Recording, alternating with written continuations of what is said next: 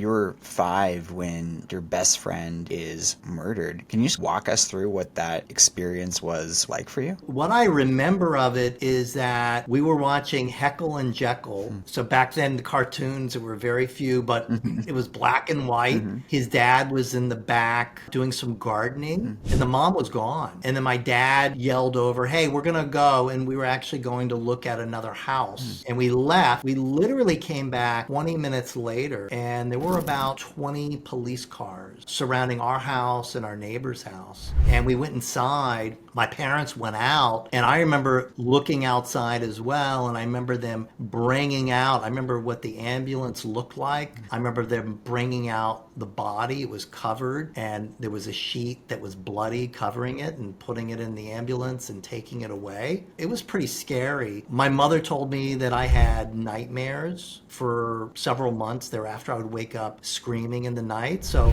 pretty detrimental thing to happen to a 5-year-old. What I understand what happened is, he came in and killed his son, and then he went after the baby with like a rope, Oh my God. and the wife walked in, and he dropped the baby, sat down on the bed, and waited for the police to arrive. Holy crap. So that the younger child is still alive.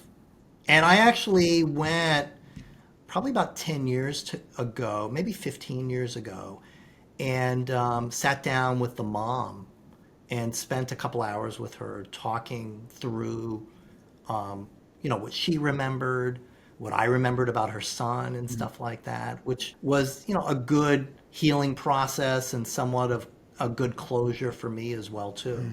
Yeah. What was that like to sit down with her in that moment? I'm sure that's obviously a very painful and challenging experience for both of you. That's something beyond words. I would imagine as much for you, probably 10 times for her. What was that like to sit down with her and share about that experience for both of you?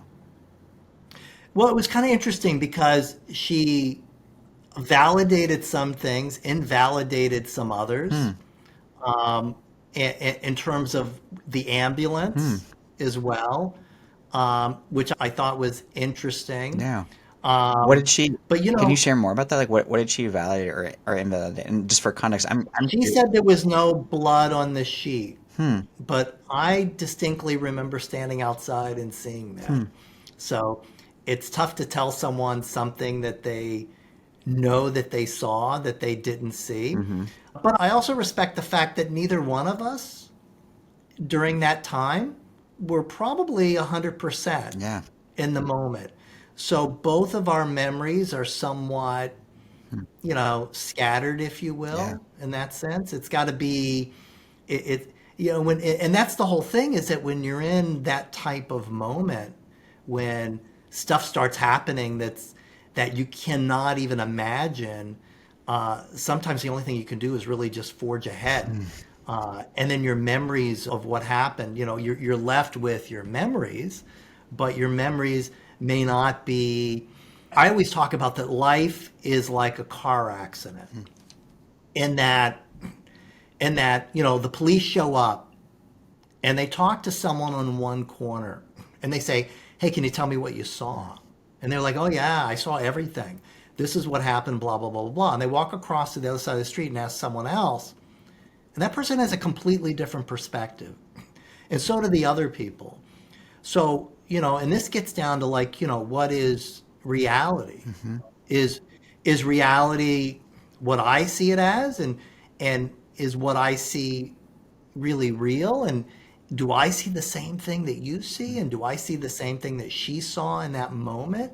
And how much of reality is made up of our own personal projections onto people and to other things? So I think at most, we get one tiny piece of what's actually going on.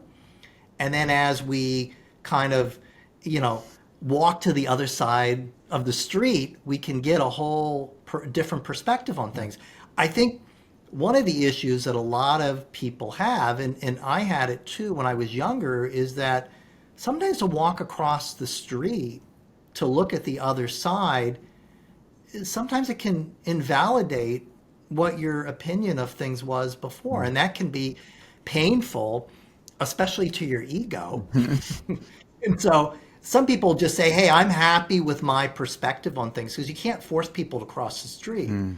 Um, as I've gotten older, I've tried to do a better job of listening and trying to see things from the other perspective. When I was in practice taking care of people, that was my job, was to both listen, kind of feel what was going on, but then also understand where's those deviations at in terms of things there.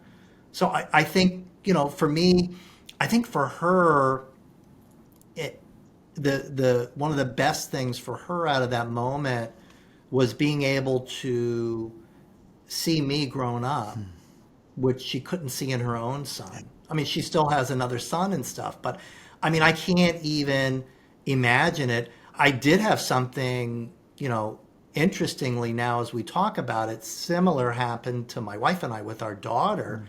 She was born, and a couple of weeks in, she stopped breathing.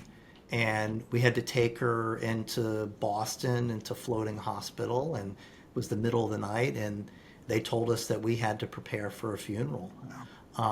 And that was just one of the most devastating things. So, luckily for us, it did not happen.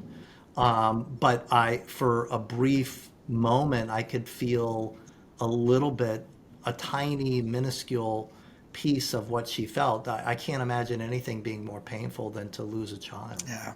Yeah.